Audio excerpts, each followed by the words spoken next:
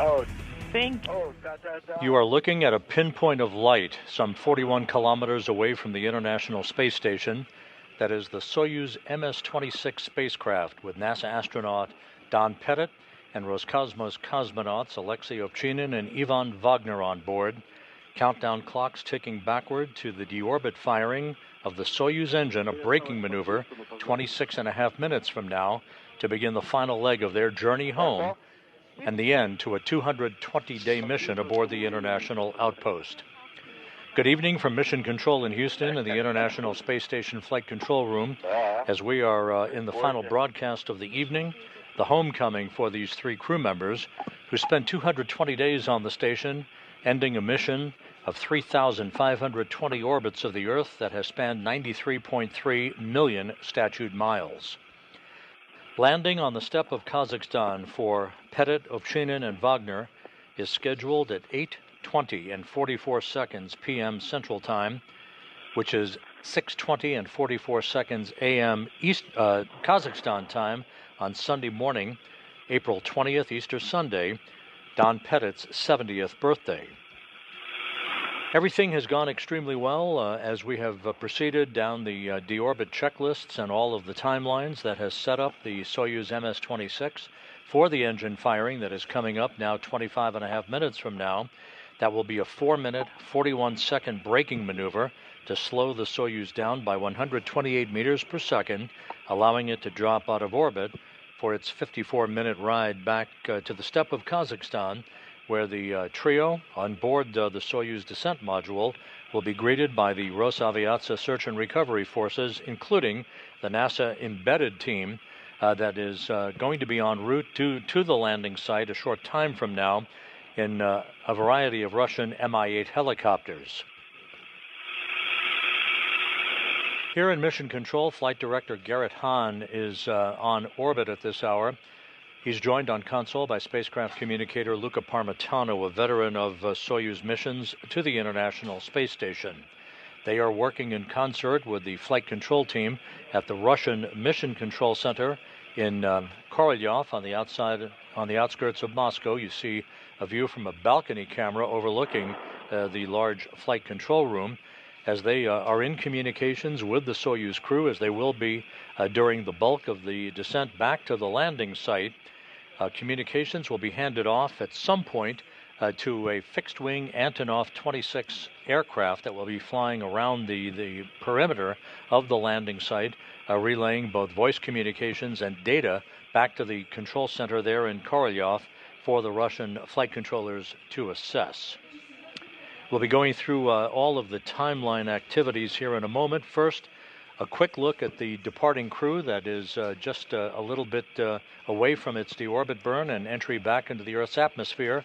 Alexey Ovchinin, the veteran Soyuz commander, in the center seat of the descent module, flanked to his left by Ivan Vagner and to his right by NASA flight engineer Don Pettit. Pettit will have logged 220 days in space at the time of his landing, a total of 590 days in space on his 4 space flights. Alexey Ovchinin, with 220 days in space on this mission, will have totaled 595 days in space on his 4 flights.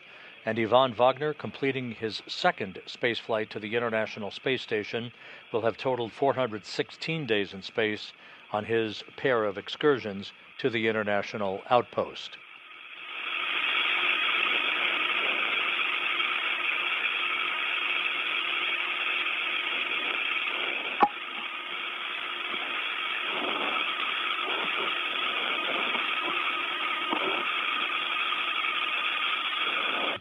Several hours ago, just before 2 p.m. Central Time, the 3 departing crew members, Ovchinin, Pettit, and Vagner, clad in their blue undergarments, said farewell to the counterparts who are remaining aboard the International Space Station before they closed the hatch, first on the Rosviet module side of the docking interface, and then the Soyuz hatch on the other side of the docking interface to begin a series of leak checks and systems checks that was the precursor to the donning of their Sokol launch and entry suits that they're clad in the descent module of the Soyuz.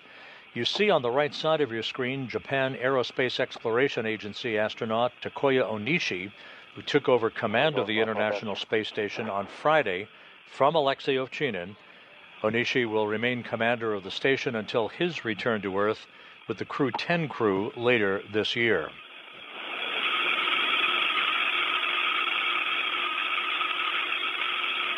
The hatch to the Soyuz vehicle swung closed at 1:52 p.m. Central Time, 2:52 p.m. Eastern Time, to set into motion all of the systems checks that ultimately resulted in the undocking of the Soyuz from the International Space Station.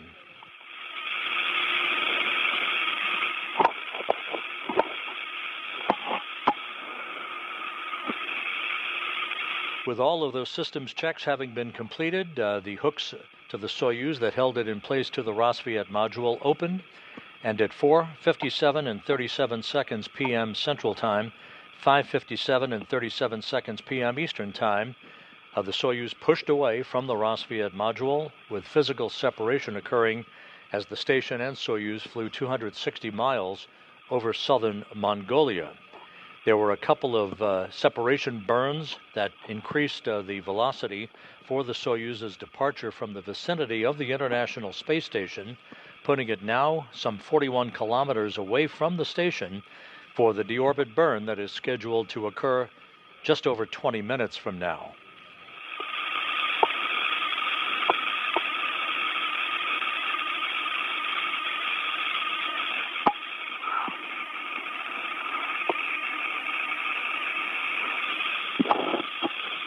Again, looking at a replay of the departure of the Soyuz vehicle from the International Space Station, you see in the field of view the Soyuz MS-27 spacecraft that arrived on April 8th with NASA astronaut Johnny Kim and Roscosmos cosmonauts Sergei Ryzhikov and Alexey Zubritsky parking in the parking place right next door to the Soyuz that has just departed, the MS-26.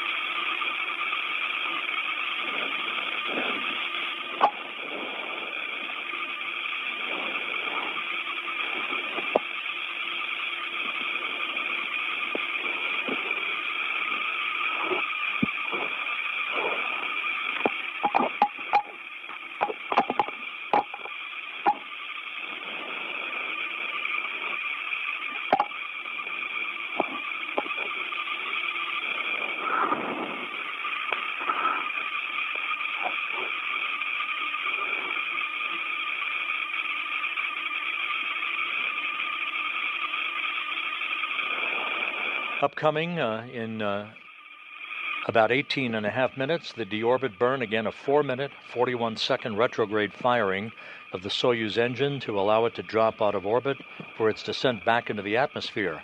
23 minutes after the deorbit burn, there will be the pyrotechnic separation of the three sections of the Soyuz vehicle, the crew remaining, of course, in the center section, the descent module, with its heat shield repelling the heat that will build up to some 2,500 degrees Fahrenheit around the spacecraft.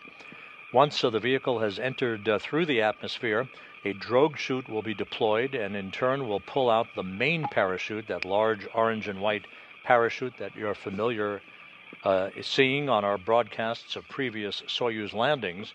That drag chute will slow the descent rate of the Soyuz down considerably, and then just a moment before touchdown, soft landing engines will fire to soften the impact on the ground, and the Soyuz crew will be home.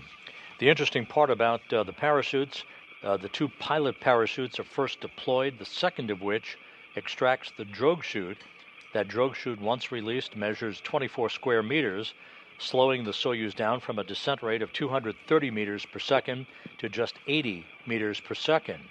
The main parachute is then released, a huge chute covering an area of some 1,000 meters, slowing the Soyuz to a descent rate of just over 7 meters per second. Its harnesses first allow the Soyuz to descend at an angle, a canted angle, of some 30 degrees to expel heat, then shifts the Soyuz to a straight vertical descent. Once again, that pinpoint of light you're seeing is the Soyuz MS-26. We are inside 17 minutes until the deorbit burn. Just to give you some time hacks coming up on events to come, the deorbit burn again scheduled at 7:27 and 7 seconds p.m. Central Time, 8:27 and 7 seconds p.m. Eastern Time, 4 minute 41 second engine firing to act as a braking maneuver to slow the Soyuz down by 128 meters per second. 23 minutes after the deorbit burn, at 7:55 p.m., rounding it off, we should see the separation of the three sections of the Soyuz, as we just mentioned earlier in the animation. 3 minutes after the module separation, the vehicle will enter the Earth's atmosphere at an altitude of 326,800 feet. The crew on board will feel the first sensation of Earth's gravity in 220 days at that point.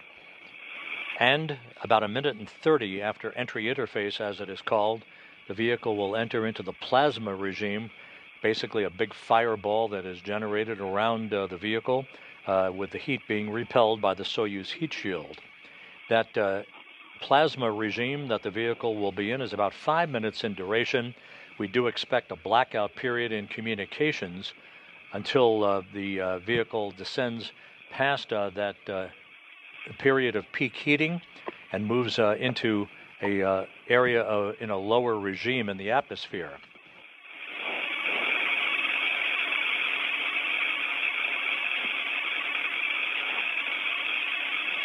Once the vehicle exits the plasma regime, we should see maximum G loads building up on the crew, some 4 to 5 Gs, at an altitude of 21 miles above the Earth. The command to begin the opening of the chutes that we just described should occur at 8:06 and 28 seconds p.m. Central Time, 9:06 and 28 seconds p.m. Eastern Time. The landing itself is scheduled at 8:20 and 44 seconds p.m. Central, 9:20 and 44 seconds p.m. Eastern Time. That will be 6:20 and 44 seconds a.m. at the landing site in Kazakhstan, some 91 miles to the southeast of the town of Zhezkazgan.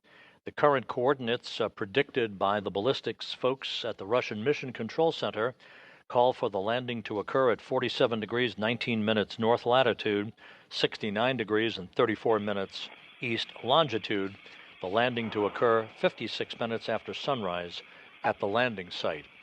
The weather at the landing site is good, some 44 degrees Fahrenheit in temperature, just a few clouds overhead, some partly cloudy skies throughout the course of the overnight hours at the landing site.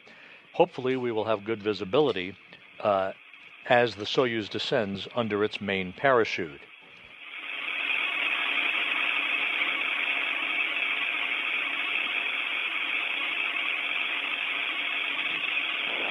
There are a number of Russian Mi-8 helicopters in play as part of the search and recovery forces, 8 helicopters in all, 2 of which are stationed at the ballistic staging site well to the southwest of the primary landing site.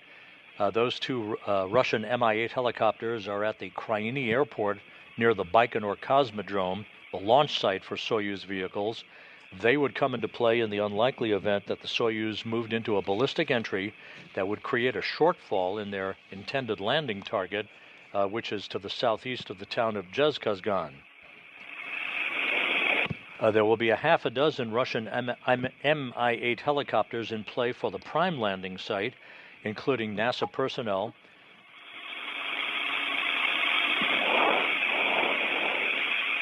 Those personnel took off from Karaganda earlier tonight.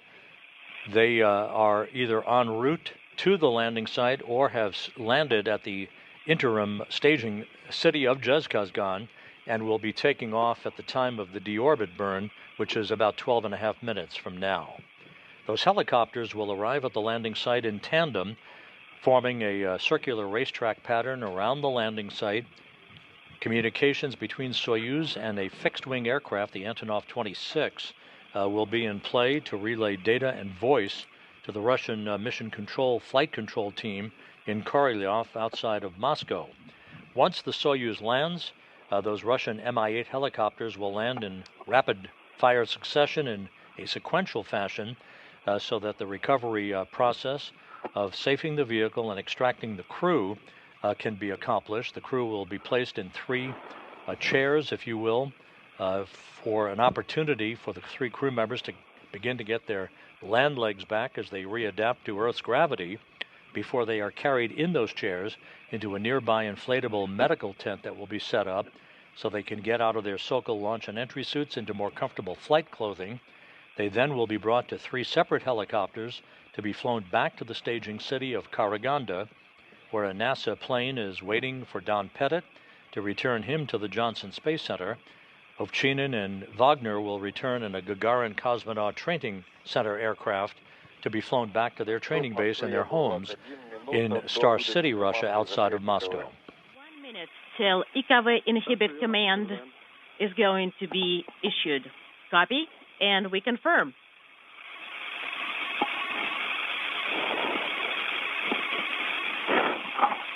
Once the deorbit burn begins, you will hear Alexey Ovchinin, the Soyuz commander, who is in the center seat of the Soyuz, flanked to his left by Vagner, to his right by Pettit.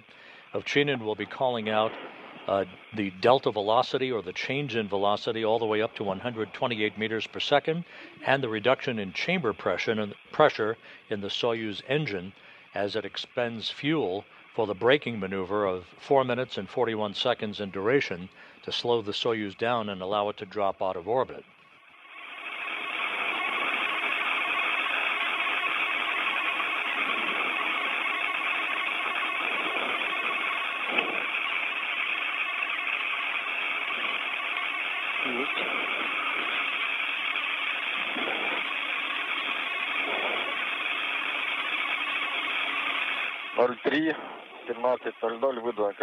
At 03:17:00, we sent IKV inhibit command. And we have confirmation that IKV has been exhibited and E2 is no longer illuminated. Correction, K Kilo 2 is no longer illuminated.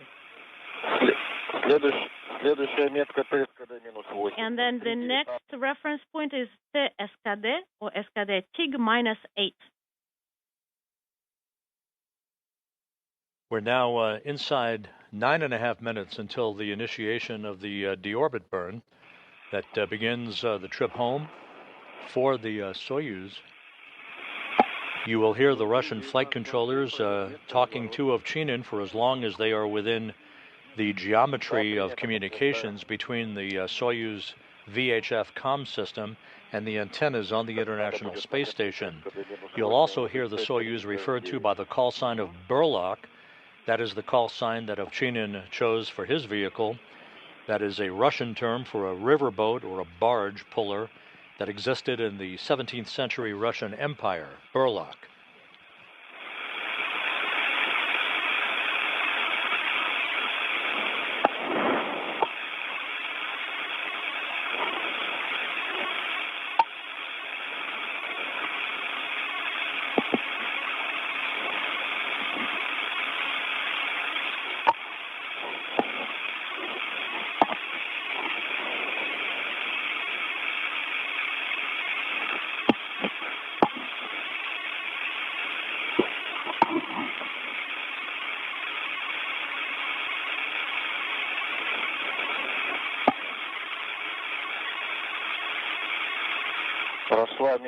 All right. SKD TIG -8 is here. The 3S9 needs to be issued, and we started the maneuver. S9, we don't need it. It's off already.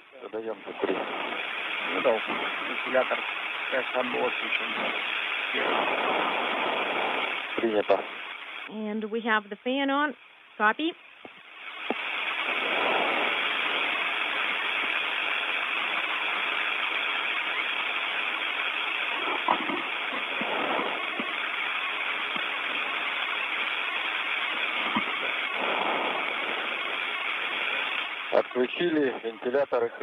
All right, his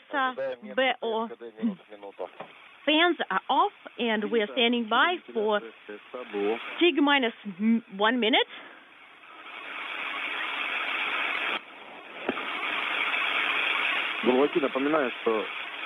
Burlaki, just as a reminder, could you please provide a running commentary regardless of comm quality?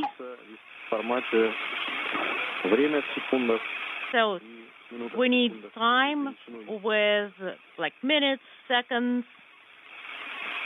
Please provide your report even in the blind. Copy.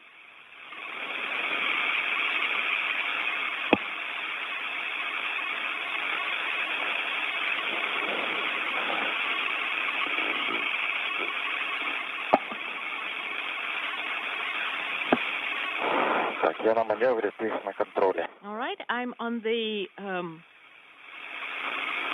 maneuver display. Monitoring. Copy.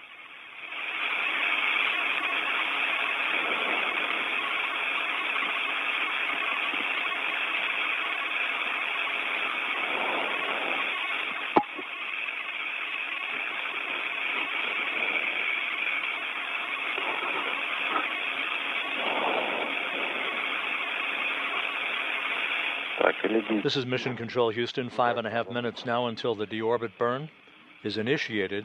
Again, this is a 4-minute, 41-second retrograde firing of the Soyuz engine to slow the vehicle down and enable it to drop out of orbit.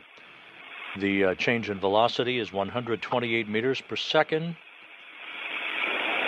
Once the deorbit burn is complete, the upper section of the Soyuz, known as the orbital module, that's the bulbous upper section of the 3-section Soyuz vehicle, it will be depressurized 10 seconds after the completion of the deorbit burn, setting the stage for its separation pyrotechnically that will occur some 23 minutes after the completion of the deorbit burn.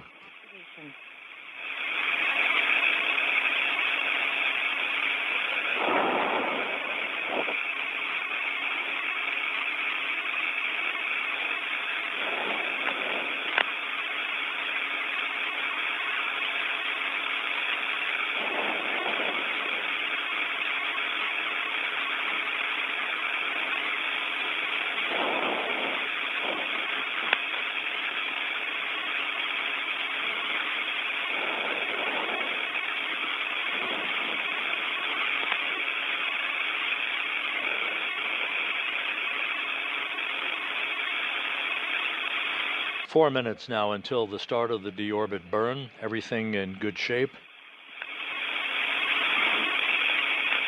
Once the deorbit burn is complete, we'll have a few more details about the entry profile for the Soyuz MS-26. The Russian Mi-8 helicopters will be taking off from the interim staging point in Zhezkazgan right around the time of the deorbit burn. That will time them to arrive in sequence, in sync, with the arrival of the Soyuz under its large main chute. The Russian Mi-8 helicopters will form a welcoming party, if you will, in a racetrack pattern, or flying around the landing site, awaiting the arrival of the Soyuz, and once it touches down, so will the Russian helicopters in quick sequential fashion to begin the process of arriving at the spacecraft to safe the vehicle and extract the crew.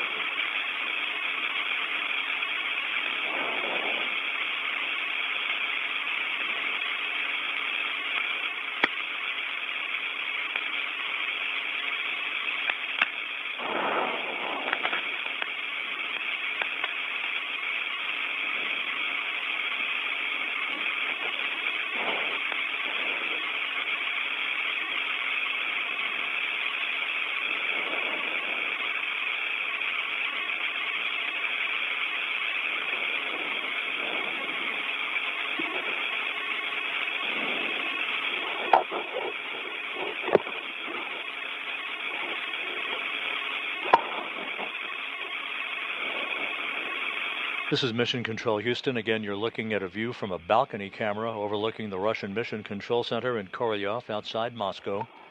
We are now 2 minutes away from the start of the deorbit burn.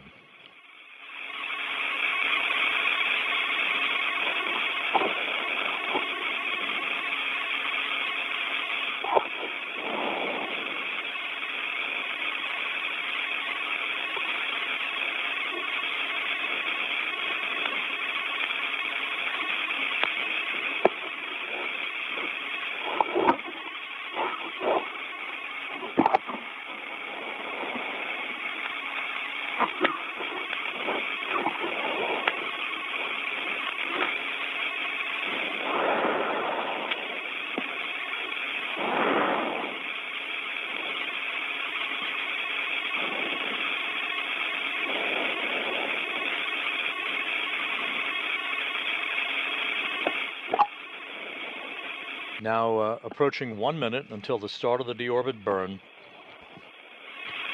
Again, Pettit, Ovchinin, and Vagner wrapping up 220 days in space and a journey of 93.3 million statute miles. All right, we have views, we have stabilization. Copy.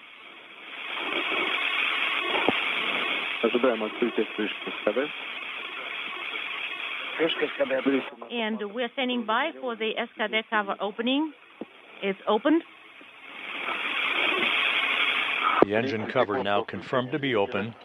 Activation. 24 seconds until the start of the burn.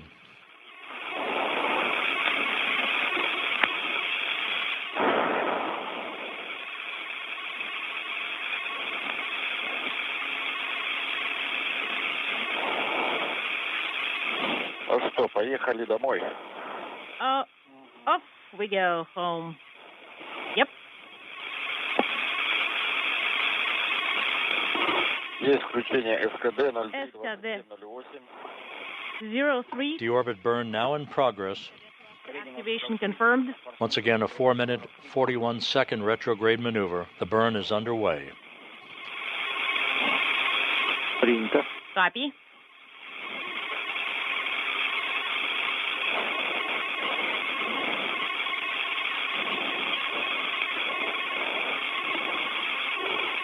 За 30 секунд отработали 13,2 13.2 meters per second. 0.44 is the delta V within 13 seconds, and delta V parameters are nominal. You will be hearing these updates through the interpreter of Alexey Ovchinin, reading off changes in velocity all the way up to 128 meters per second and changes in the chamber pressure on the Soyuz engine. 1 minute, 26.6 meters per second. 0.44 is the delta V. Schedule parameters are nominal. Copy. 1 minute, 15 seconds. 33 meters. 0.44 is the delta V. Copy.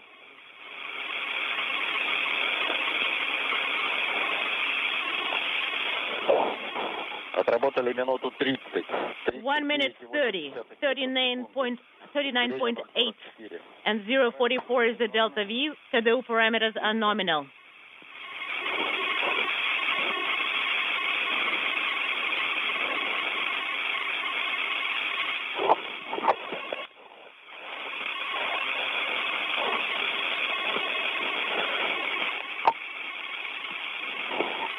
Two minutes into the burn, everything looking good.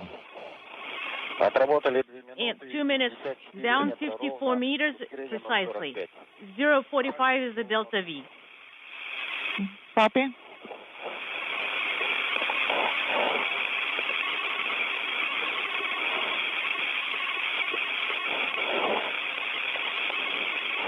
Halfway through the burn, everything looking very good.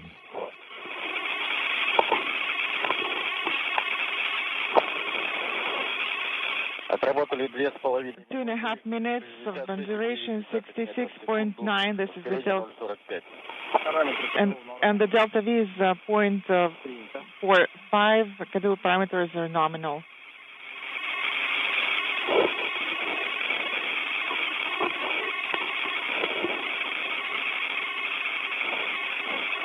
coming up on 3 minutes into the burn. All parameters looking very good. Time tag past 3 minutes, 79.6 meters, 0.45. This is the delta V acceleration, and career parameters are nominal. Copy.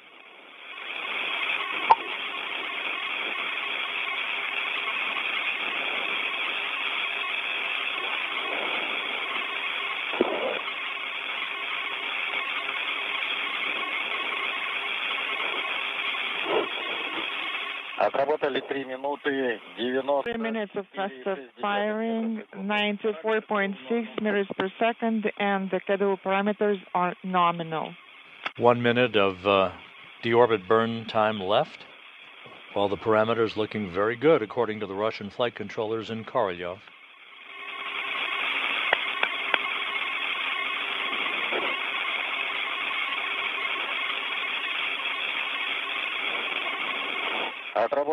Firing time 4 minutes. 108,9 метров в секунду. 108.9 meters per second, and schedule parameters are nominal. Copy.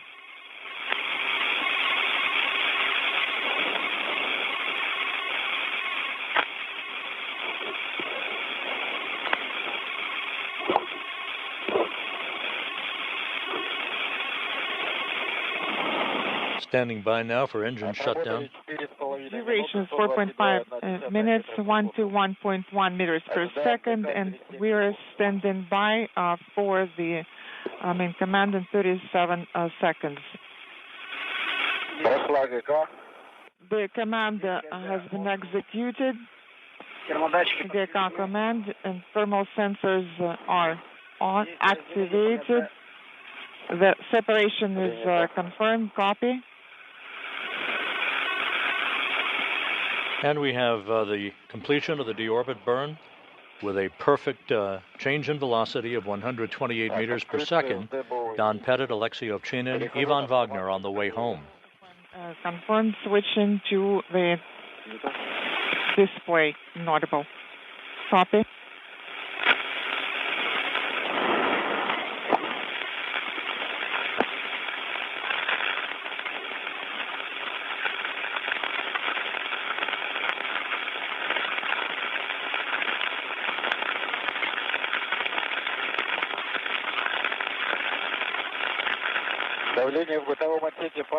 And the orbital module pressure is dropping. Copy.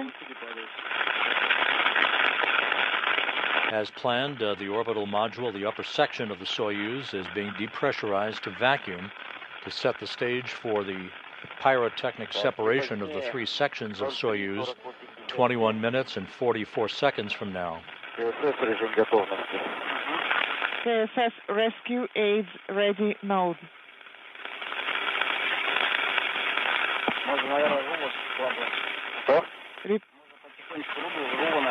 Please repeat your last.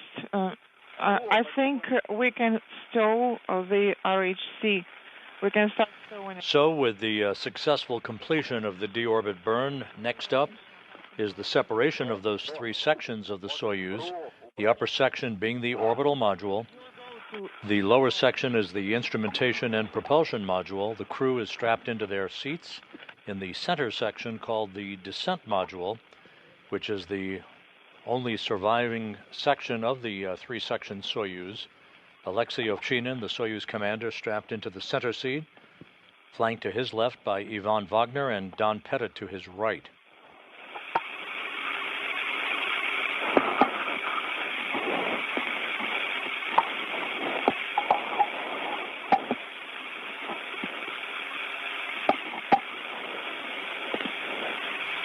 The search and recovery forces, including the NASA team of support personnel, will be arriving in the vicinity of the landing site a short time from now.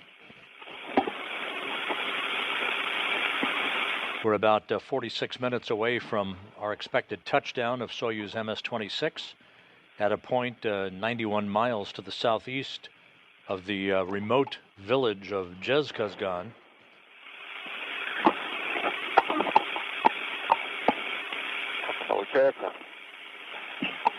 Once the landing has occurred, the search and recovery teams will move toward the vehicle, will ensure that no toxic gases are emanating from the spacecraft before they begin the process of opening up the hatch and extracting the crew one by one. The particular order of extraction and the time it takes to extract the crew may be somewhat dependent on whether the vehicle lands upright or on its side. We've seen it both ways. Once the crew is out of the vehicle, they'll be placed in chairs brought alongside of the spacecraft itself to enable the 3 crew members to have a few minutes to get their land legs back before they're carried in those chairs to a nearby inflatable medical tent that will be set up by the recovery team. It is there that they'll get out of their Sokol launch and entry suits, move into more comfortable flight clothing, and then be brought to 3 waiting helicopters to be flown some 2 hours and 15 minutes from the landing site to the staging city of Karaganda, where Pettit will board a NASA plane to fly back to Houston, and Ovchinin and Vagner will board a Gagarin Cosmonaut Training Center aircraft to fly back to their homes at the training base in Star City outside of Moscow. That's it.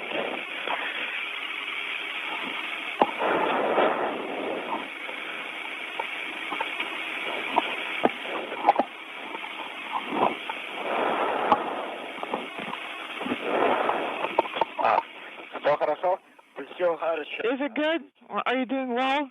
Yes, I'm doing really well. Excellent.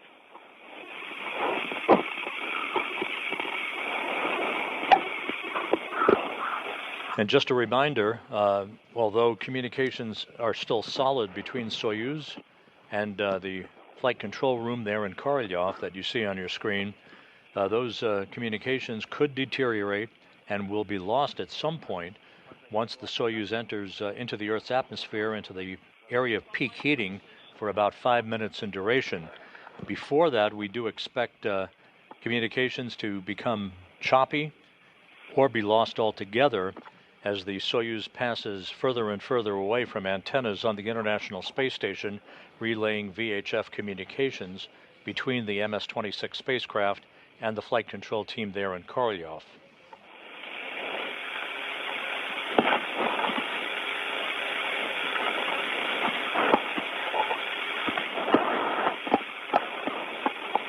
Some 17 minutes now until our expected module separation. Again, a pyrotechnic pre-programmed command that will separate the orbital and instrumentation and propulsion modules from the center section or the descent module in which the 3 crew members are strapped in their seats.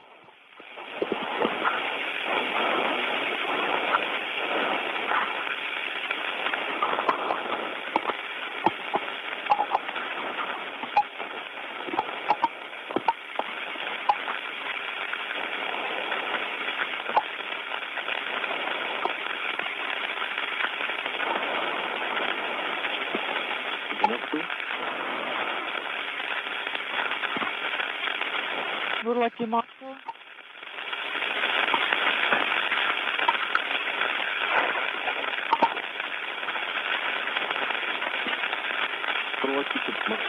Lucky Moscow.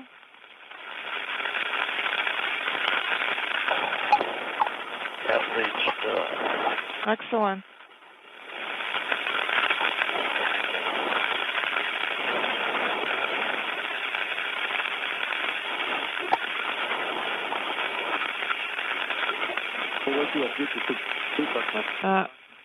Buraki, this is Moscow. How do you read me?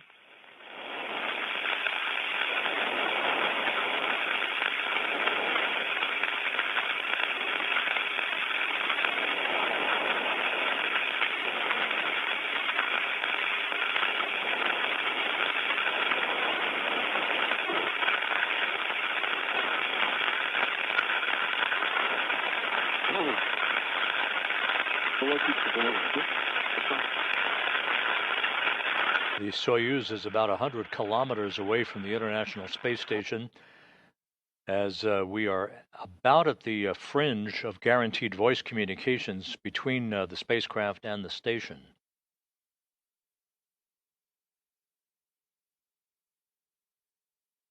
The sequence of events, again calling for the separation of the three sections of the Soyuz less than 15 minutes from now. If everything goes as planned, the main parachute deployment sequence will begin just under 26 minutes from now with touchdown southeast of Zhezkazgan, Kazakhstan, just over 40 minutes from now.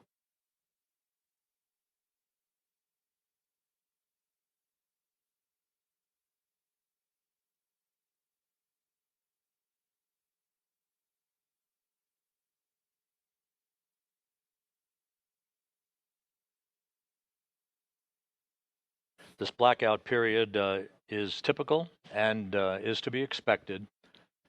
The next guaranteed communications of any solid sort will be after the Soyuz leaves the regime of peak heating, or the exit from plasma, as it is called, when communications are then relayed between the Soyuz and the Antonov fixed-wing aircraft that serves as a flying relay station, if you will, around the landing site to relay data and voice back to the Russian flight control team there in Korolyov.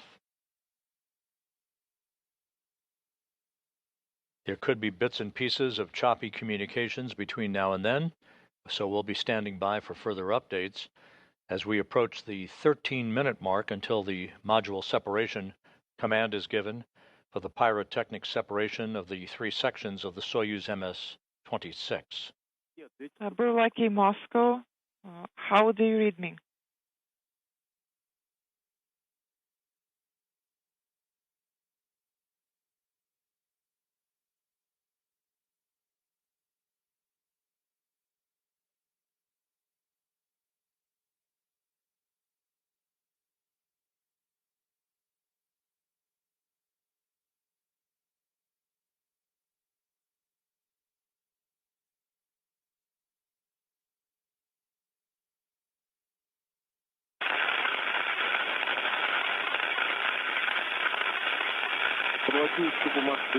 Burlaki, Moscow, how do you read me?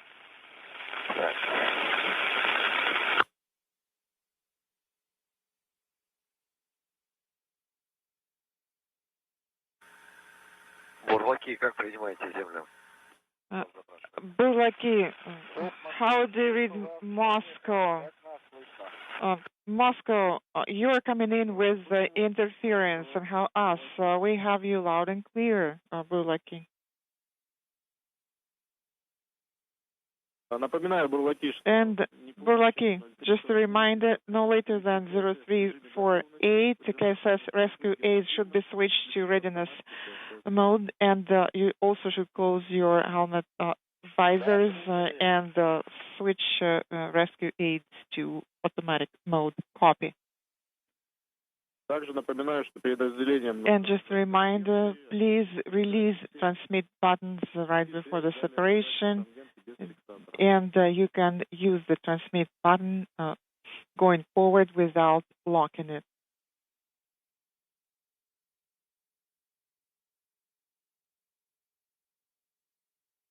How copy, Burlaki? So again, as we just mentioned, brief bursts of communications between the Russian flight control team and Alexey Ovchinin under the call sign of Burlock, as is his call sign for his Soyuz vehicle, the MS-26, as it barrels toward the landing site southeast of Zhezkazgan. The module separation command expected about 10.5 minutes from now.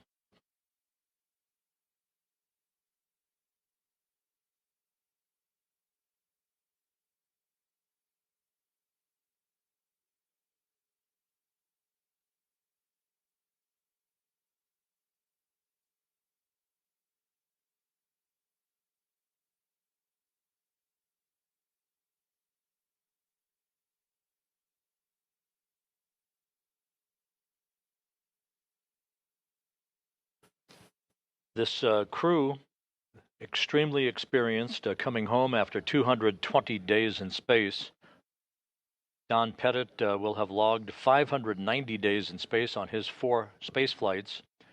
Alexey Ovchinin, 595 days on his 4 flights, and Ivan Vagner, 416 days in space on his 2 missions to the International Space Station. The 7 crew members, now comprising Expedition 73, are into a sleep period. Aboard the complex, from left to right, Kirill Peskov, Johnny Kim, Nicole Ayers, Sergei Ryzhikov, Anne McLean, Alexei Zabritsky, and the new station commander, Takoya Onishi, of the Japan Aerospace Exploration Agency. McLean and Ayers, earlier in the day on Saturday, were busy in the Quest airlock of the International Space Station, continuing preparations for a spacewalk that they have planned on May 1st. We will be providing a briefing to preview that spacewalk this coming Thursday at 2 p.m. Eastern Time.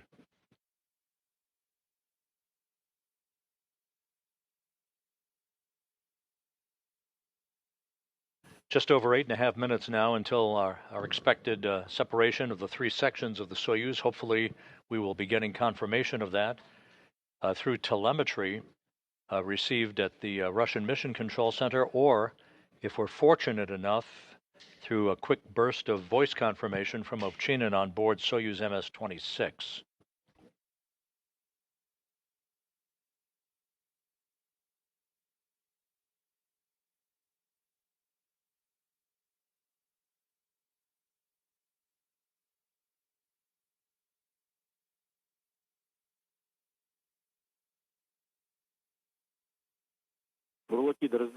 Burlaki, 8 minutes remaining to separation.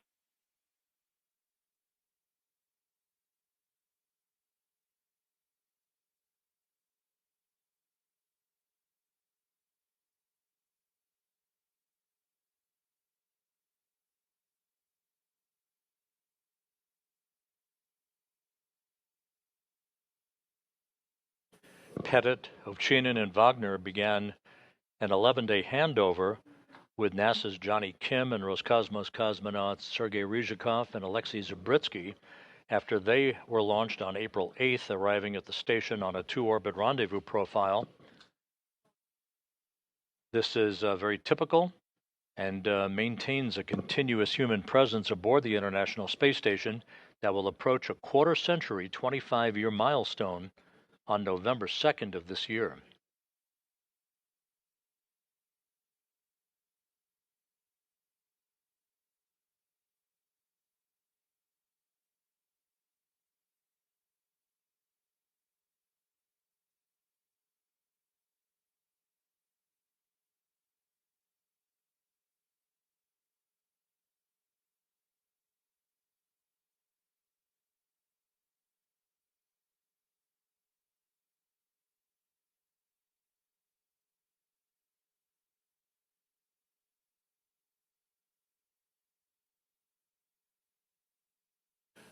The predicted landing time is 8:20 and 44 seconds p.m.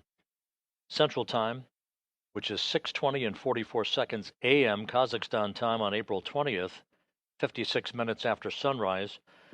Partly cloudy skies at the landing site, temperatures around 44 degrees Fahrenheit. To greet Pettit, Ovchinin, and Vagner.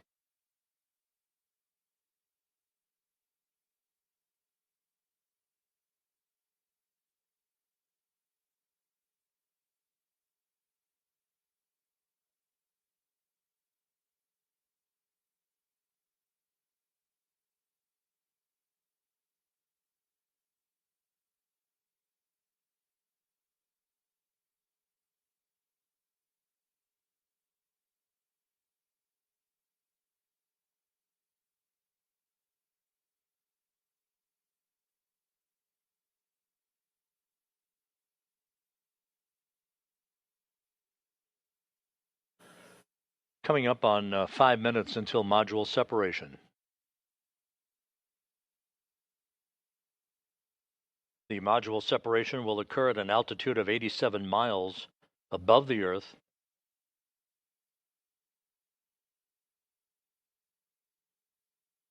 3 minutes after module separation, we should move into the upper reaches of the Earth's atmosphere at 326,800 feet, where G-forces will begin building up on the 3 crew members who have been devoid of gravity for the past 220 days.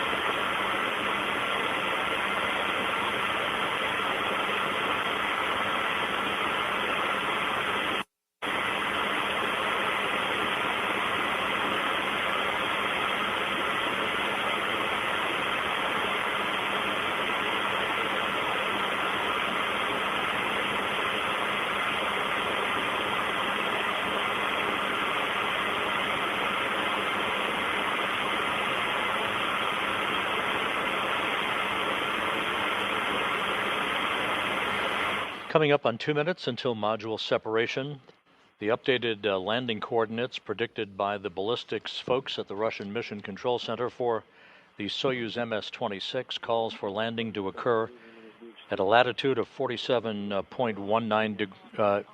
degrees 19 minutes north, 69 degrees 33 minutes east longitude. Visually monitor separation. The Russian Mi-8 helicopters and the Antonov fixed-wing aircraft are just about in position in a racetrack pattern around the landing site as they await the sight of the Soyuz MS-26 under its chutes. Module separation now a minute and a half away.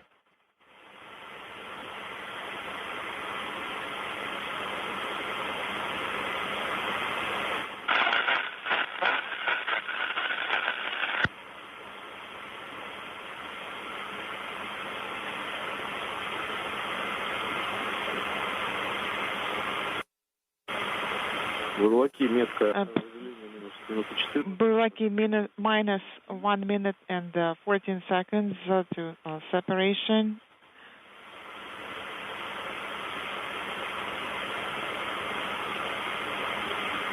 Be ready to turn on BIOS power.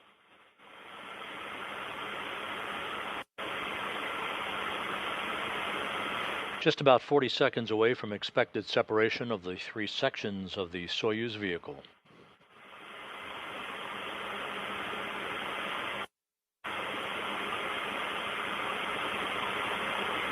Burlaki, minus 30 seconds to separation. Please prepare for a separation.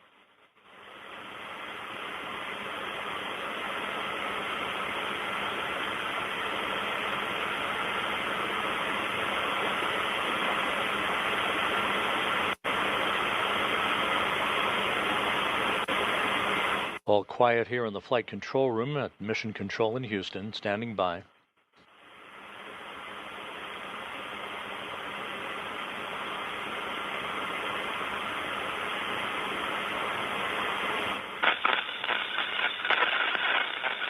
And the data that has been received in the Russian Mission Control Center confirms a good module separation.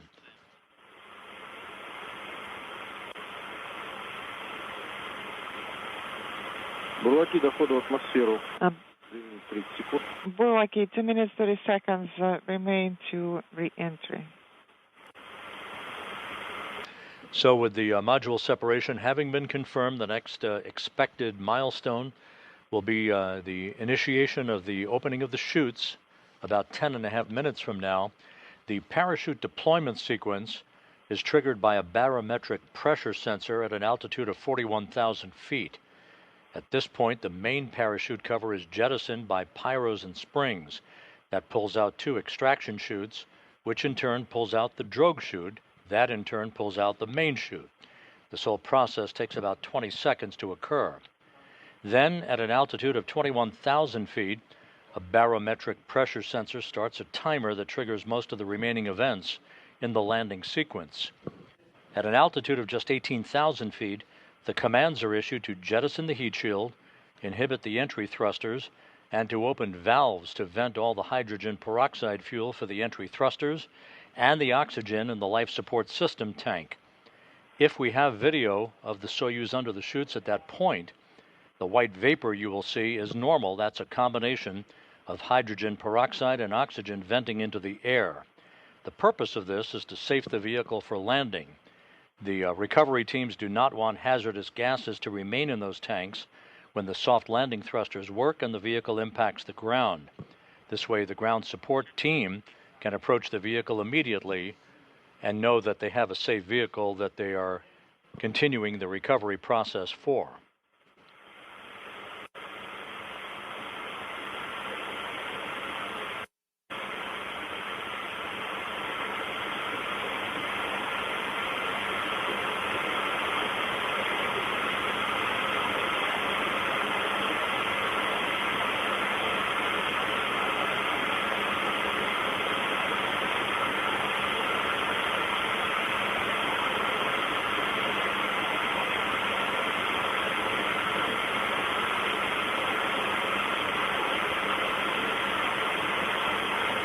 The Soyuz MS-26 should have begun its entry into the Earth's atmosphere at an altitude of about 326,800 feet.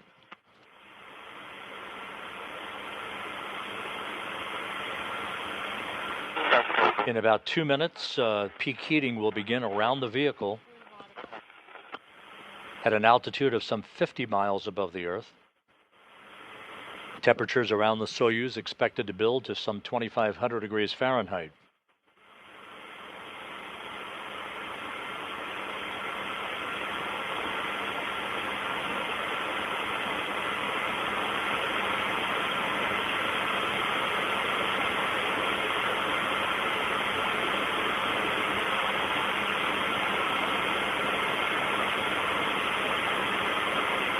If everything goes as planned, we're some 7.5 minutes away from the expected deployment sequence of the parachutes. Touchdown less than 22 minutes from now.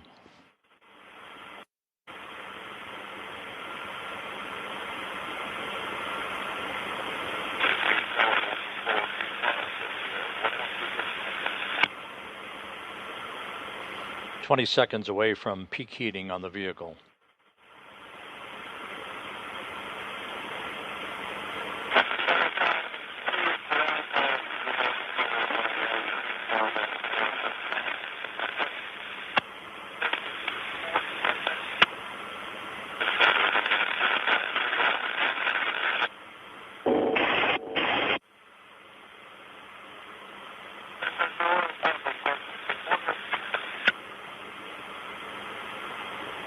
The crew is unintelligible.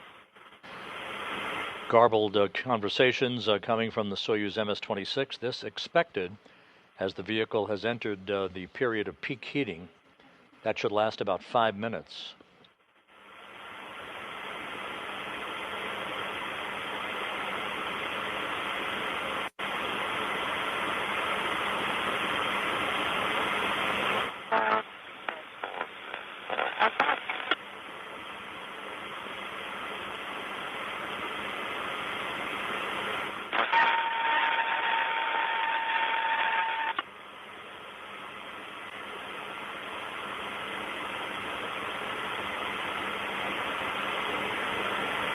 Inside 6 minutes until the expected deployment of the Soyuz chutes, 20 minutes until touchdown.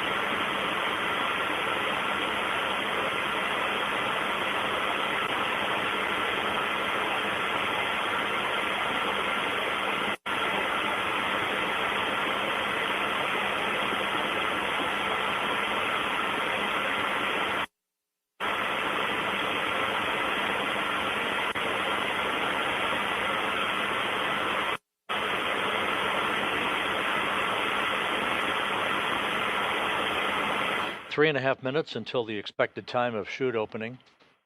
Everything continues to go by the timeline, by the book, for the Soyuz MS-26. 18 minutes until touchdown.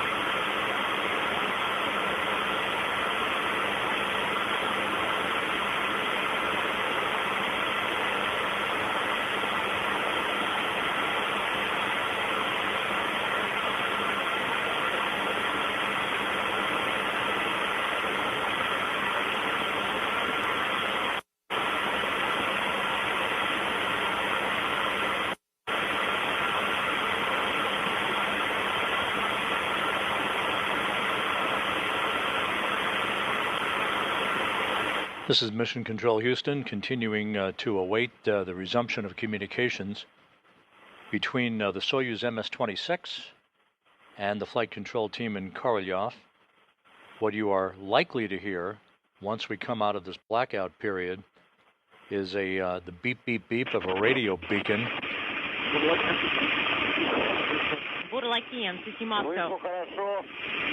How do you copy? Loud and clear. Max G is 4.26. It's dropping. And atmospheric miss was 6 seconds. And T-reentry 03, 5927. And the integral is plus 16. Everything is fine on board, and the crew is feeling good. Right on the money. Alexey Ovchinin reporting that they have emerged from the peak heating period. We are standing by for the deployment of parachutes about a minute and a half from now.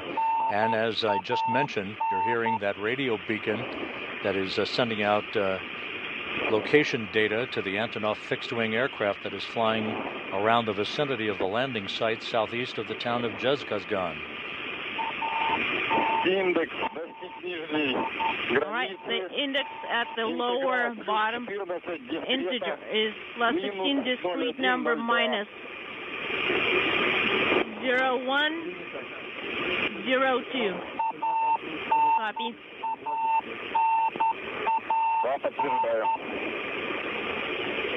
Affirmative.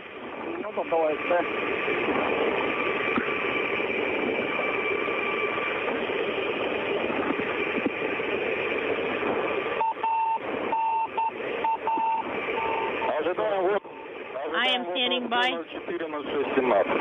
at 040617. I am standing by for OSP priming.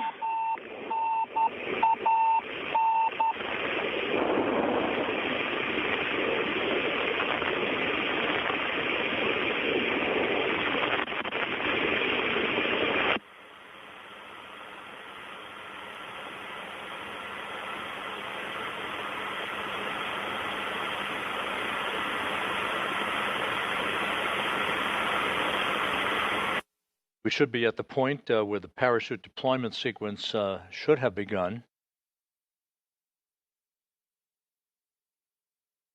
Some 14 minutes away from our expected touchdown time.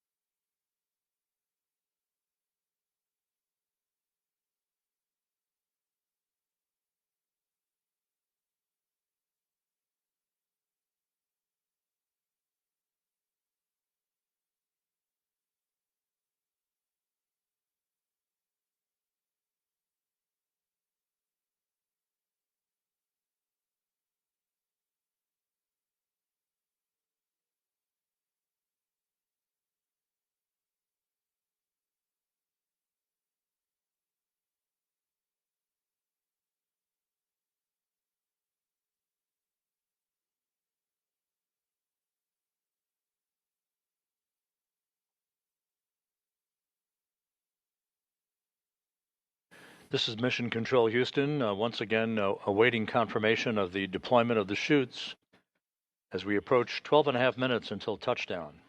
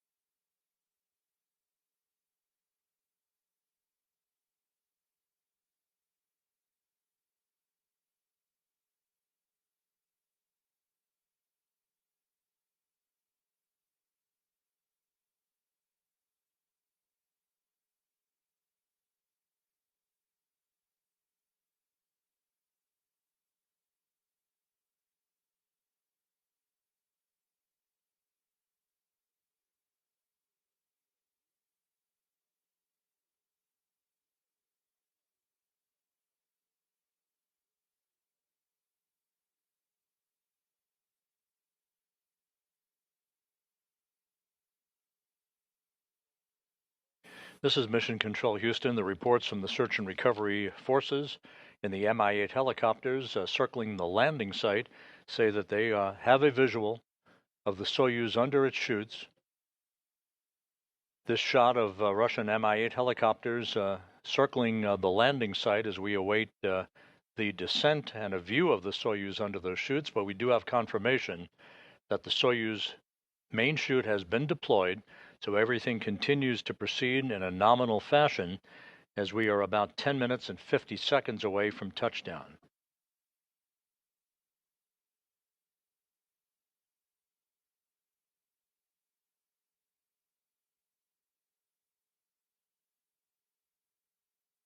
As you could see from that brief view at the landing site, the skies are mostly cloudy, so it's possible that we will not have a view of the Soyuz under the chutes for as long a period of time as we are accustomed to, but as soon as we do get usable video, we will certainly punch it out.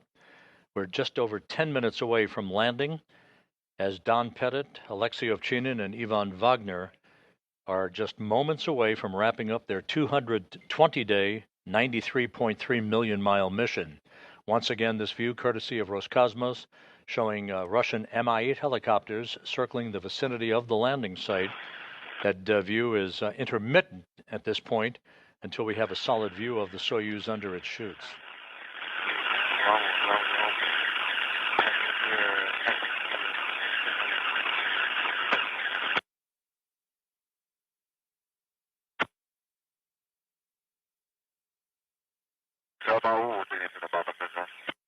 The crew is unintelligible. 9.5 minutes until touchdown, everything continuing to go well. Again, we have confirmation through the search and recovery forces and the Russian Mi-8 helicopters. They have a visual on the Soyuz under its chute as we approach the 9-minute mark until touchdown.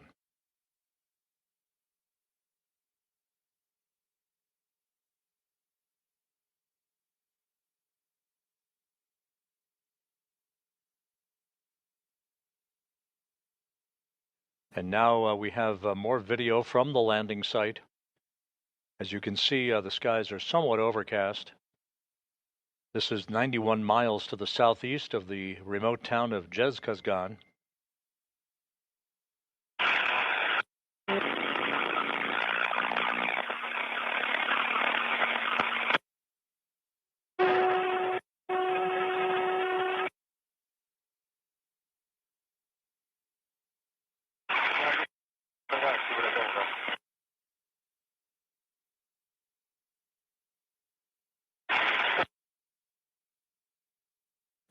With somewhat overcast skies at the landing site, the temperature is about 44 degrees Fahrenheit. So the search and recovery forces are in that racetrack pattern around the landing site, awaiting the touchdown of Soyuz some 8 minutes from now.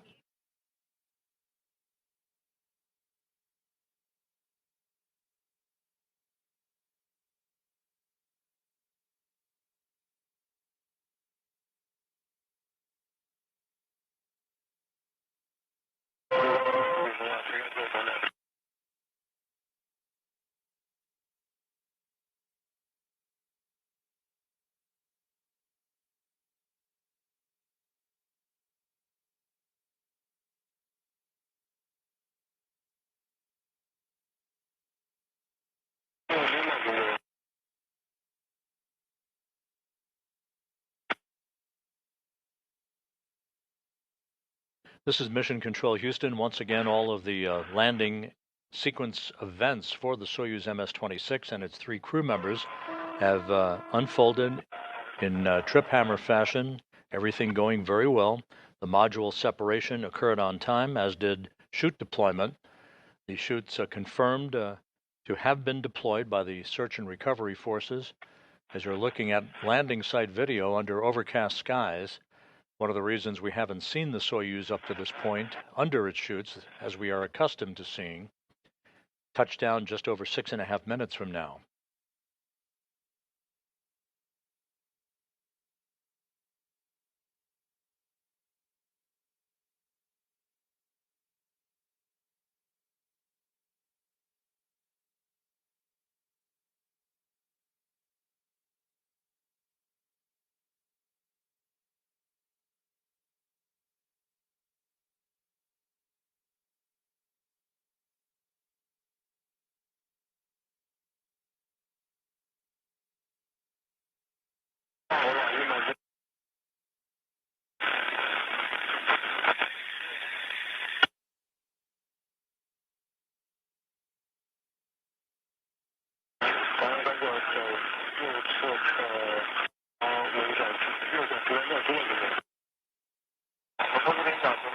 All right, the altitude is 700. The helicopters are en route, and everything's nominal.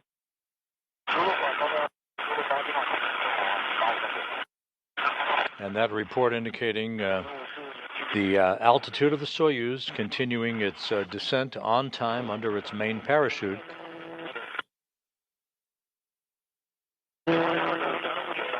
Some 3,700 meters off the ground, 5 minutes until touchdown.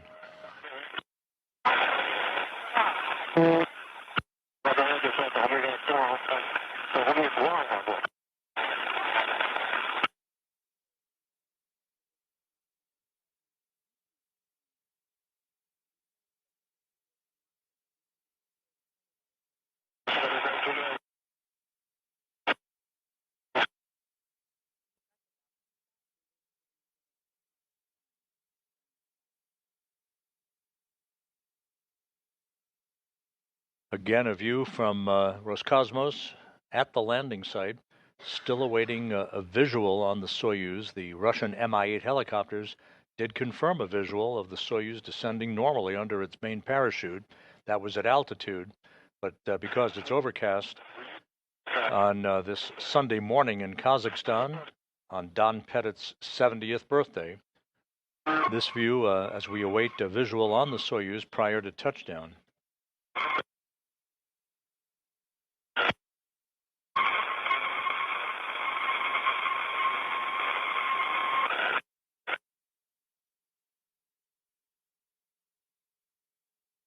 Four minutes until touchdown.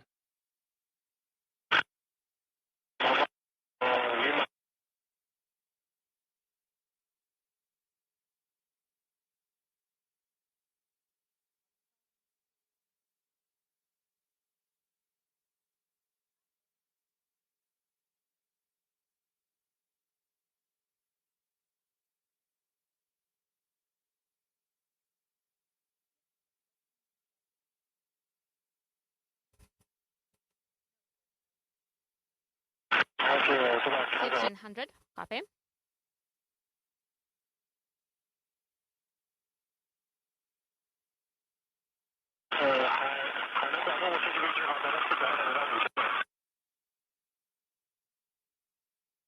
Once again, this is a live view about 1 hour after sunrise at the landing site in Kazakhstan on a Sunday morning. We'll let you know. Sure will. You can see Russian Mi-8 helicopters in the vicinity of the landing zone. We're still awaiting a visual on the Soyuz. Burlak 1, our data says the altitude is 1,400, 1,400. 1,400 meters above the ground, according to the ballistic team at the Russian Mission Control Center. We're feeling great. The crew reports it's feeling great. Alexey Ovchinin, Don Pettit, and Ivan Vagner just minutes away from landing on terra firma. 1,000 meters the altitude. Copy 1,000. Our data says 1,100. 1,100 meters off the deck. Mine shows 2,000. 900 meters. 900 meters. I continue.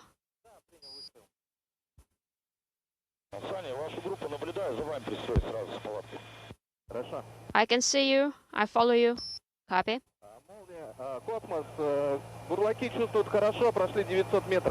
The Burlaks are feeling great and they've just passed the milestone of 900. About a minute and a half until touchdown. The Soyuz descending through 900 meters. 600. Copy.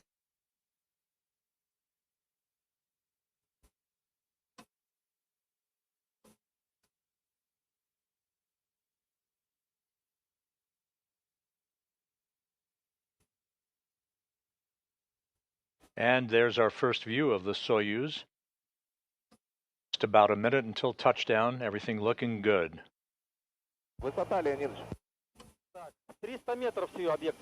300 meters right now. 300 meters. There's a Russian Mi-8 helicopter.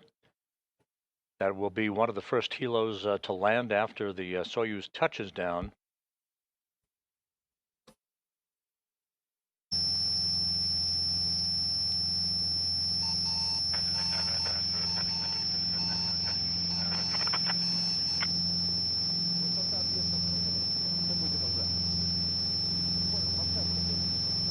Just a moment or two before touchdown, the soft landing thrusters will fire to further reduce the impact. Standing by for touchdown. And touchdown. Soyuz MS-26 is home at 8:20 p.m. Central Time, 6:20 a.m. Kazakhstan time on Sunday morning. Don Pettit ends his 7-month mission on his 70th birthday.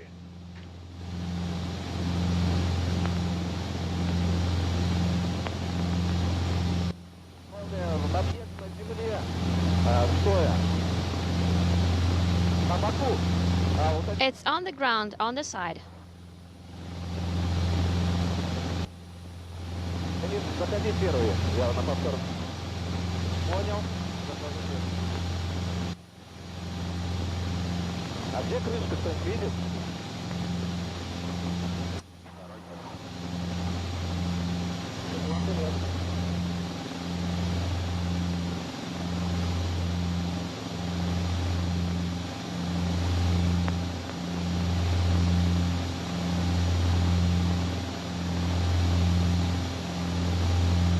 This is Mission Control Houston. The Russian Mi-8 helicopters that you see flying over the landing site of the Soyuz will now begin to land in a rapid-fire sequential fashion.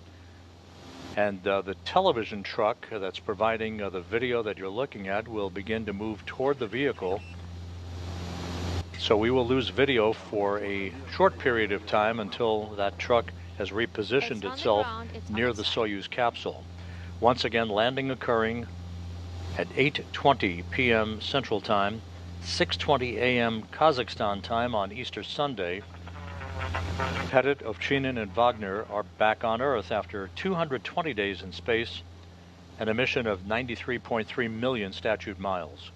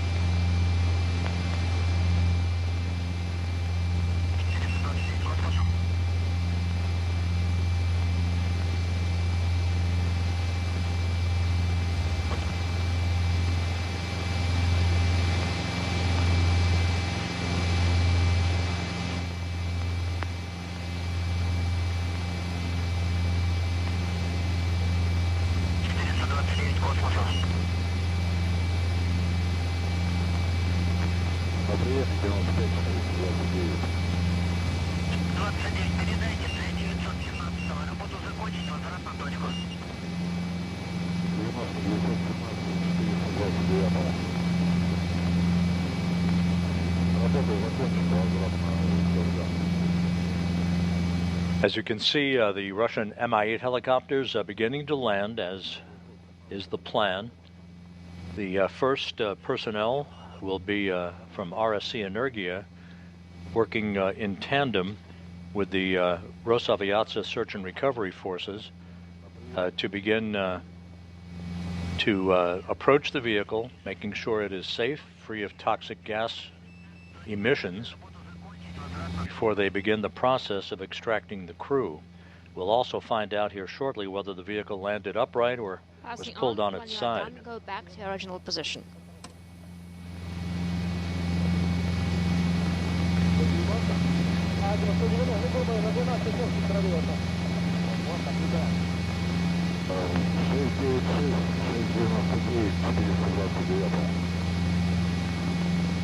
So the record books now reflect Don Pettit having accrued 590 days in space on 4 space flights.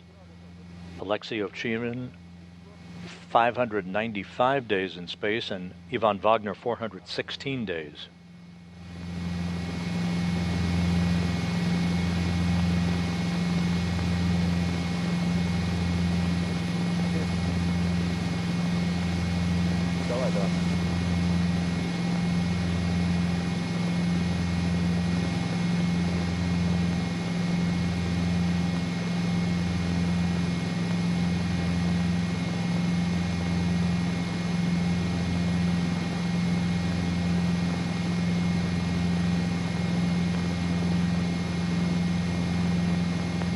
And the reports from the search and recovery forces now confirm that the Soyuz landed and was pulled onto its side by winds at the landing site that often will pull the parachutes and thus result in the Soyuz moving from an upright position to landing on its side. So the Soyuz is on its side. That will not be an impediment to extracting the crew. It's just a different technique that will be used out of a different hatch to remove the 3 crew members. Космос 04764, 25 минута взлет на Росcosmos. Надо заправку.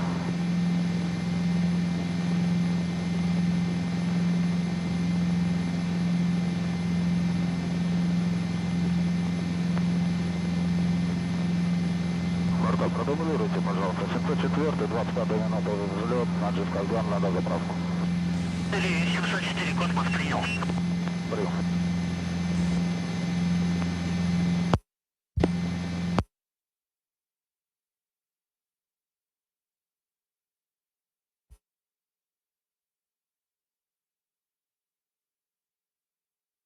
Выключился. Первый выключился.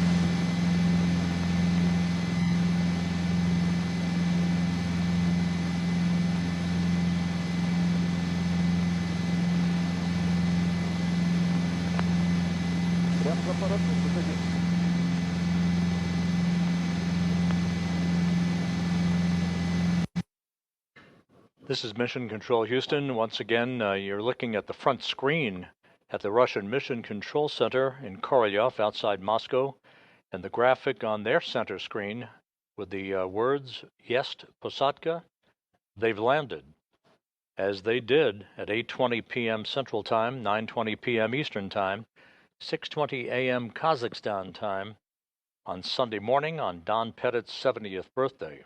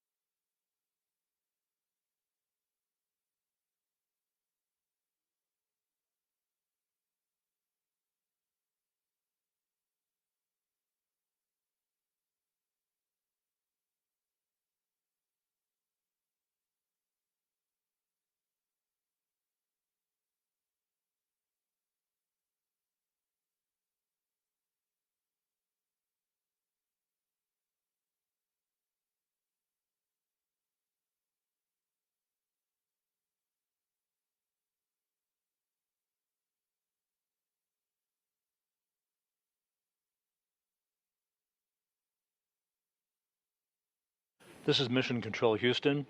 As we mentioned a moment or two ago, the video from the landing site deconfigured for the moment while the television truck belonging to the search and recovery forces moves toward the capsule.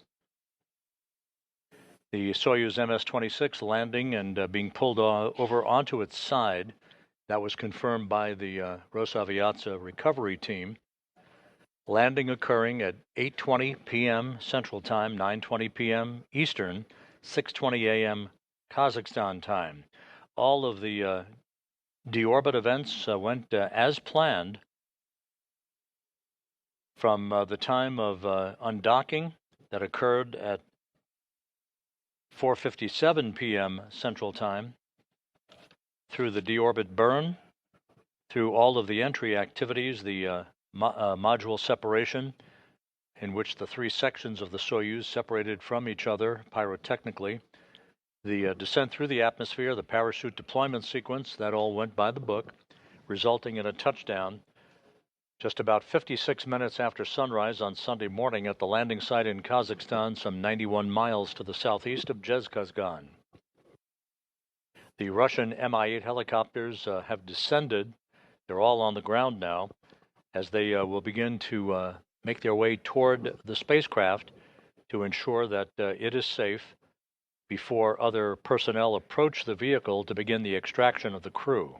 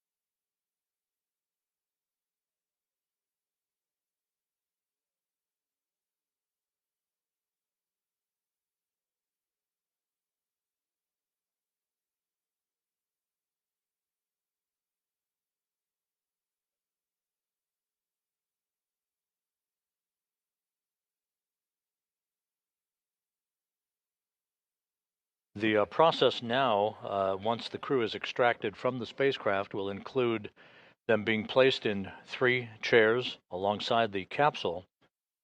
They'll have a few moments to begin to reacquire their equilibrium following 220 days of weightlessness.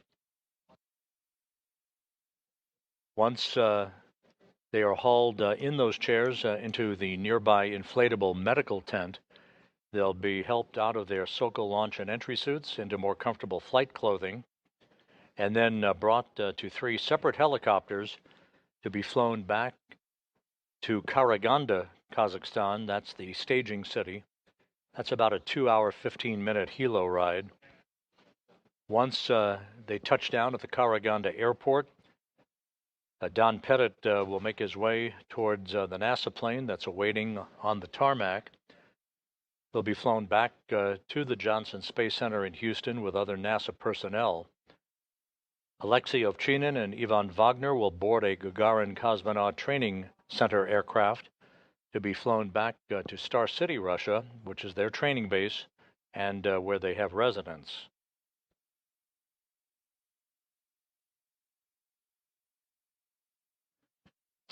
While the Soyuz MS-26 mission has come to a conclusion, work on board the International Space Station is continuing at a very rapid pace. Early Monday morning is the scheduled launch of the SpaceX CRS-32 cargo mission, the Dragon that will launch atop a Falcon 9 rocket, carrying some 7,000 pounds of supplies to the International Space Station. NASA Plus coverage is scheduled to begin at 3:55 a.m. Eastern Time on Monday morning in the wee hours, for a launch at 4:15 a.m. Eastern Time. That will set off about a 28-hour rendezvous sequence, culminating with a docking to the International Space Station's Harmony module Zenith port, the space-facing port, at 7:20 a.m. Central, 8:20 a.m. Eastern Time on Tuesday morning.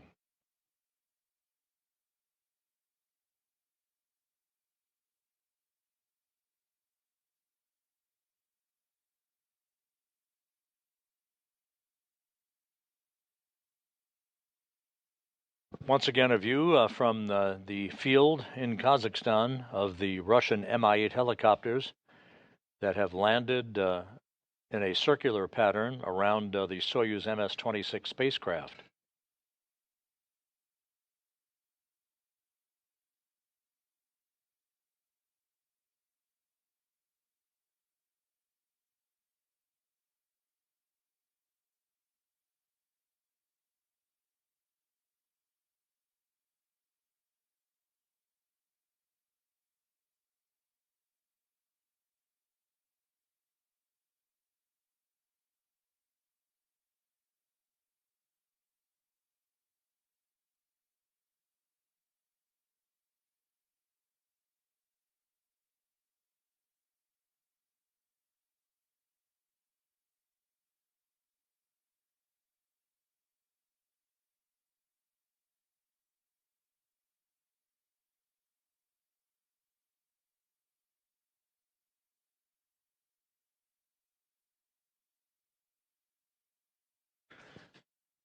Following the arrival of the SpaceX CRS-32 cargo mission to the International Space Station, this coming Thursday, April 24th at 2 p.m. Eastern Time, we will hold a spacewalk preview briefing at the Johnson Space Center, looking towards a spacewalk, US EVA as it's called, 93, that is targeted for May 1st by NASA astronauts Anne McClain and Nicole Ayers, to build up a mounting bracket upon which the next series of ISS rollout solar arrays will be delivered on a future flight.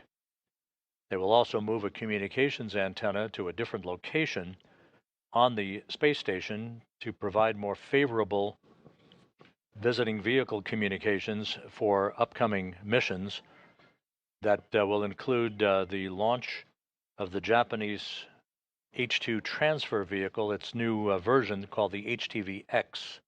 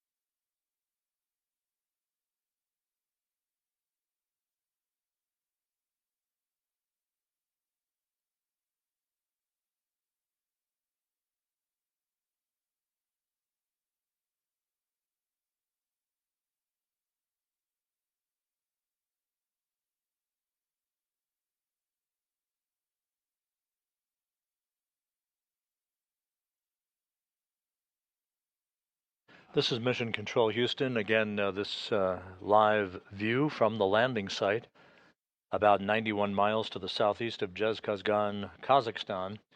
You can see on the right side of your screen, amidst the Russian Mi-8 helicopters that have all landed now in the vicinity of the Soyuz MS-26 spacecraft, you see that orange structure there. That's the inflatable medical tent that the crew will be brought into. And now we're getting video of the landing site. There's Alexey Ovchinin, the Soyuz commander, who has been brought out of the vehicle, first out.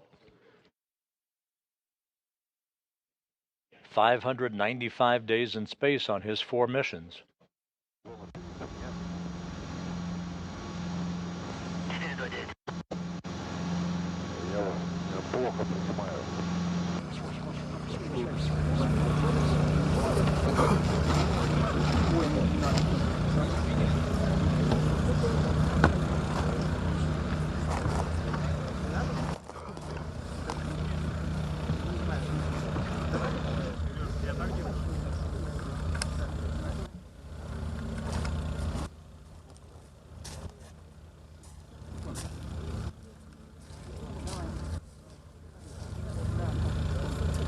Once again, a look at Alexey Ovchinin, the veteran cosmonaut, Soyuz commander.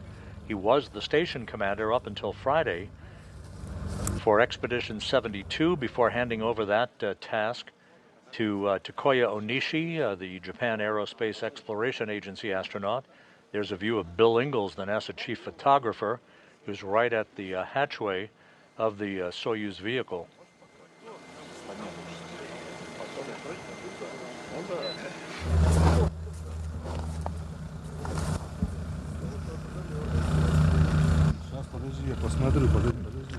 Stand by and let me take a look.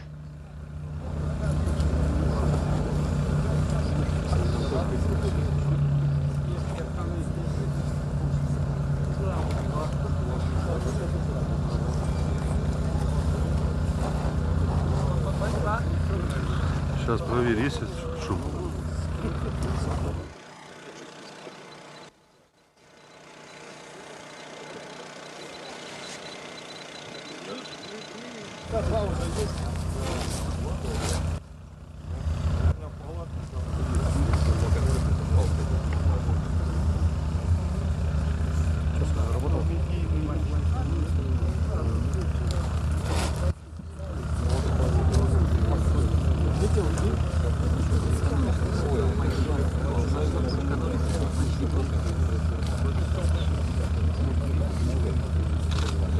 As the search and recovery teams work to extract the other 2 crew members, a good view of Alexey Ovchinin, the Soyuz commander.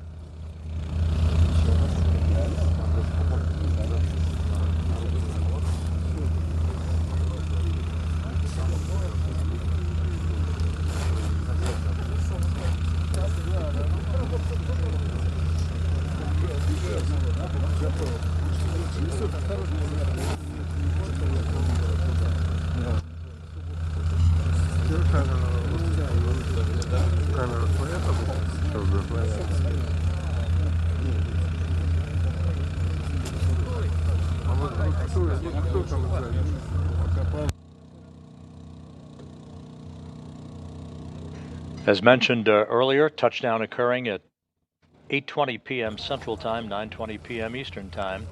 Soyuz vehicle was pulled over onto its side after touchdown, which is not uncommon.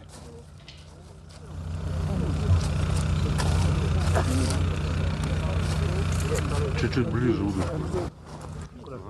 Slightly closer, please. Наверное, золотое.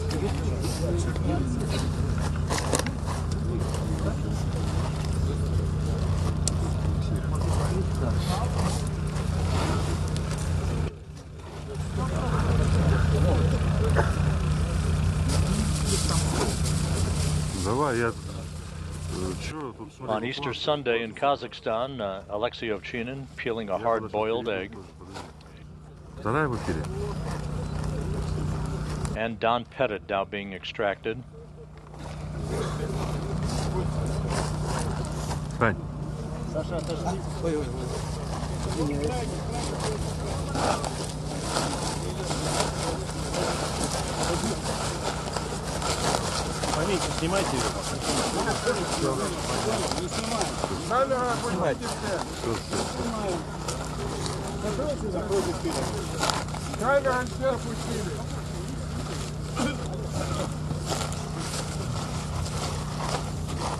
Вы слышите, что камера опустили?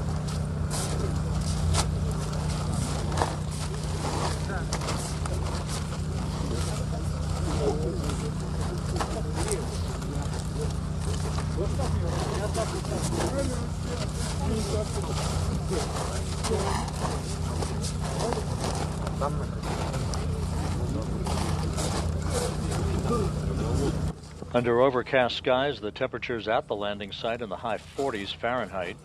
Alexey Ovchinin eating a hard-boiled egg presented to him by the search and recovery forces.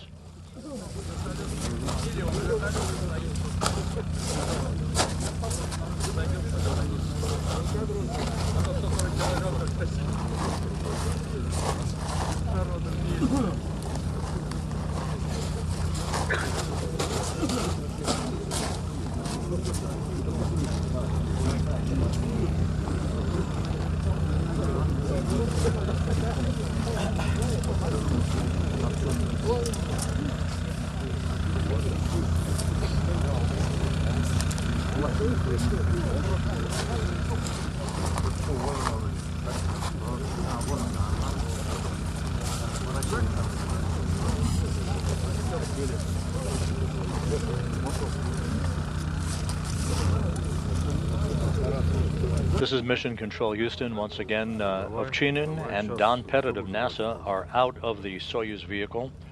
Ivan Vagner is the last that is in the process of being extracted.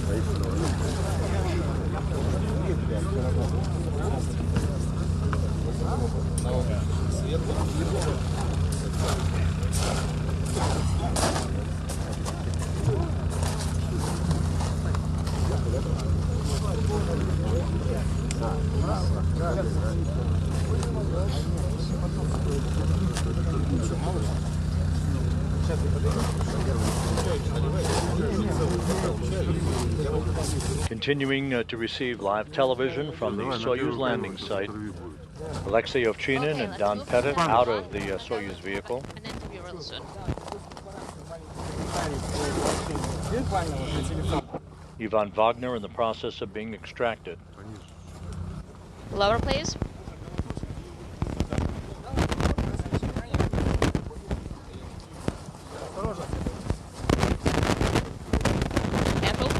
And Ivan Vagner now out, being placed in his chair. All three crew members out of the Soyuz.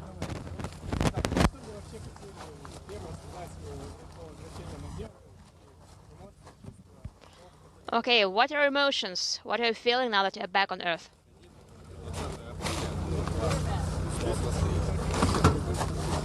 It's Easter, the 20th of April, inaudible.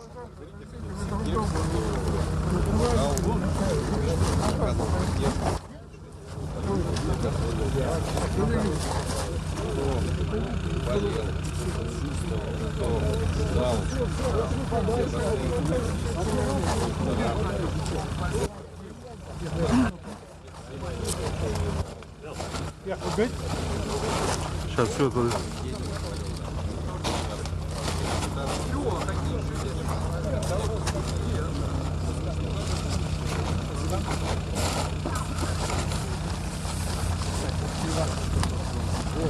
Давай. Отойди в сторону, Move to the side, please. Назад. And back.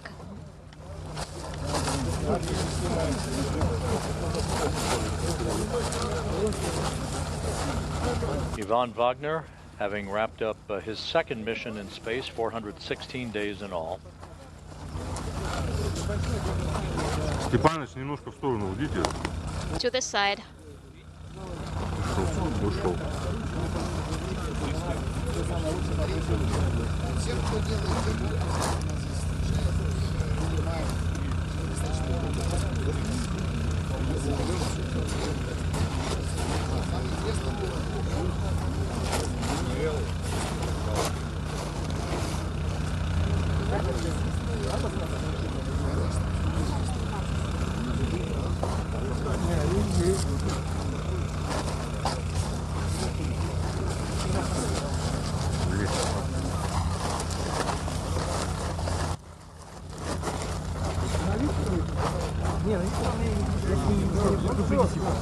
Его увезли, уже унесли.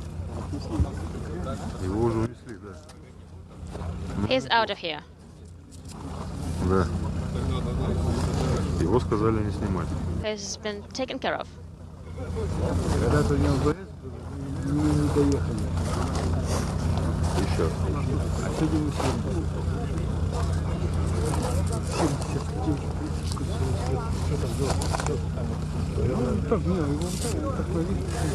This is Mission Control Houston. The video again coming to you from the landing site in Kazakhstan, some 91 miles to the southeast of Roscosmos.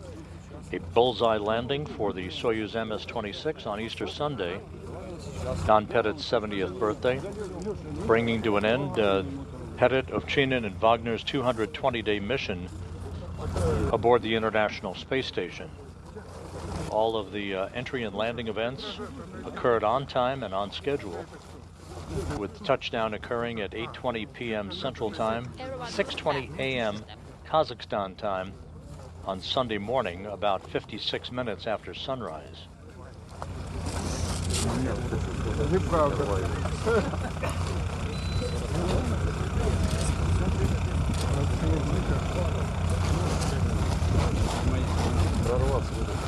Алексей Николаевич,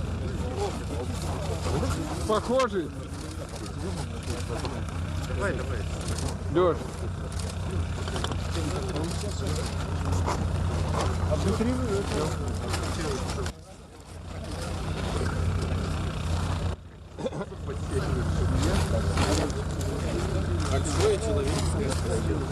Thank you so very much. The crew displaying nesting or matrushka dolls. This is typical of all Soyuz landings, gifts to the crew members from the search and recovery teams.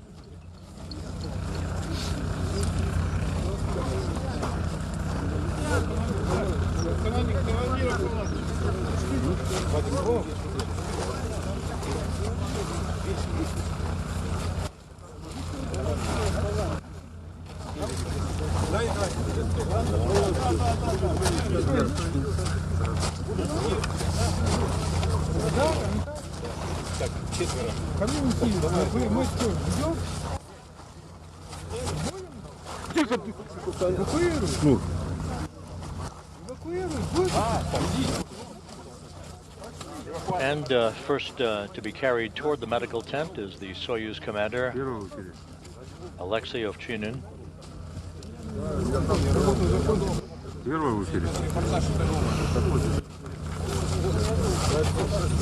Once inside the medical tent, the three crew members will be helped out of their Sokol launch and entry suits. They'll move into more comfortable flight clothing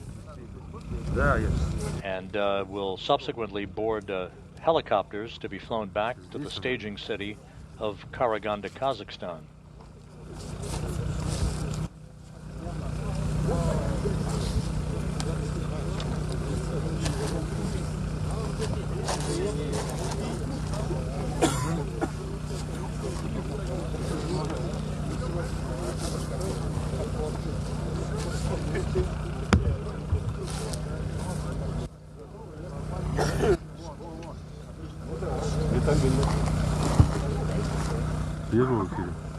One is live.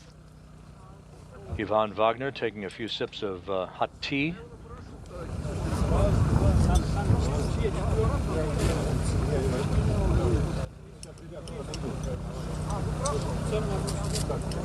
Доктора, как скажут, по команде, да, мы готовы будем работать.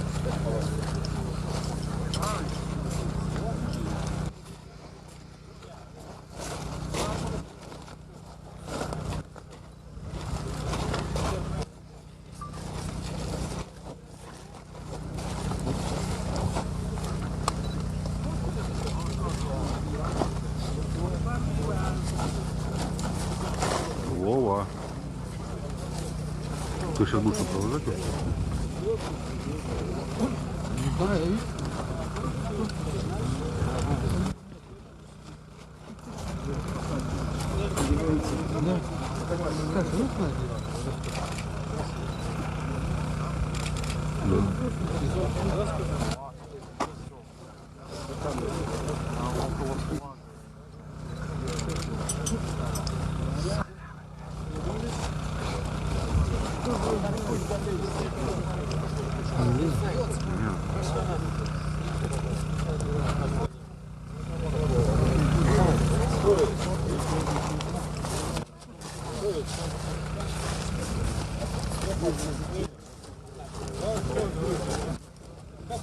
Сейчас 2 секунды.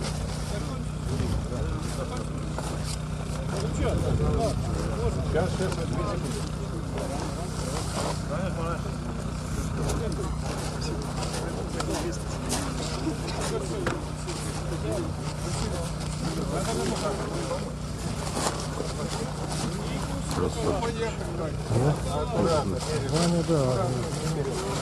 Ivan Vagner now being lifted and will be moved toward the medical tent to join Ovchinin.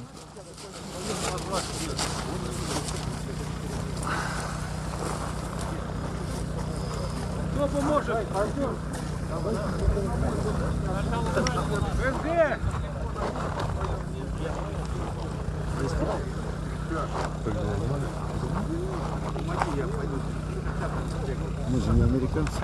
Ну да. Сейчас. Что, убираете вы? Да, конечно. Все это даже. Wrapping up? Oh, yeah.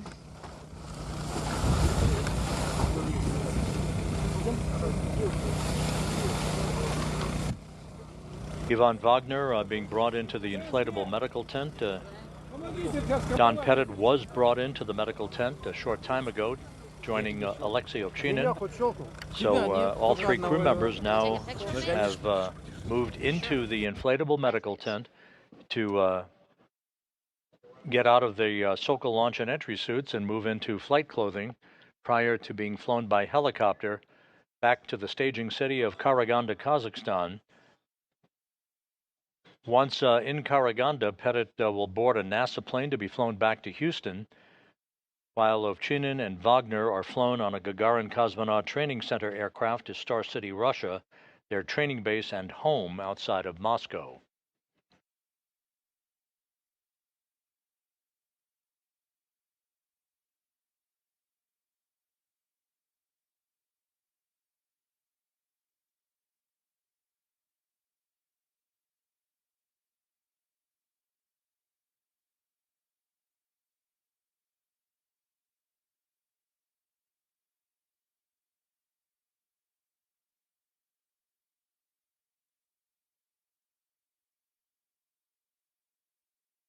This is Mission Control Houston, a view here inside the International Space Station Flight Control Room at the Johnson Space Center at Mission Control.